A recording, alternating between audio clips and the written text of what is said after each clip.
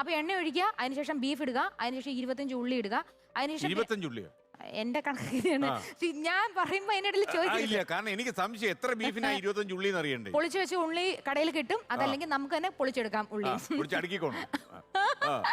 അപ്പൊ ഉള്ളി ഇടുക, പിന്നെ കറിവേപ്പില ഇടുക, പിന്നെ മുളക് പൊടി 2 ടീസ്പൂൺ ഒന്നും പറയണില്ല. മുളക് പൊടി ഇടുക, മല്ലിപ്പൊടി ഇടുക, മഞ്ഞപ്പൊടി ഇടുക, ഗരം മസാല ഇടുക, കുരുമുളക് ഇടുക.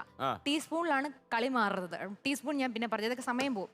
അതിനുശേഷം പച്ചമുളക് ഇടുക, ഒരു തക്കാളി ഇടുക, മിക്സ് ചെയ്യുക. ഉപ്പ് മറക്കണ്ട. ഞാൻ ഉപ്പ് ഒരിക്കലും ടീസ്പൂൺ വെച്ചിടാറില്ല. എന്റെ കൈയളവ് നല്ല കുക്കിന് മാത്രമേ കിട്ടത്തുള്ളൂ.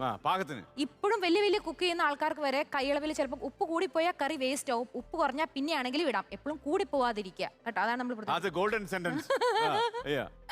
നമ്മളോട് ആൾക്കാർ പറയുന്നത് ഇത് തന്നെയായിരിക്കും. എന്നിട്ട് നമ്മൾ കുക്കർ അടച്ചു വെക്കുന്നു. നിങ്ങളുടെ ഇഷ്ടത്തിന് ആവശ്യത്തിനനുസരിച്ച് എത്ര വേവിച്ച്, ചിലർക്ക് നല്ല വേവ് വേണമെങ്കിൽ അത്രയും വിസിലടിക്കുക. ആ സമയത്ത്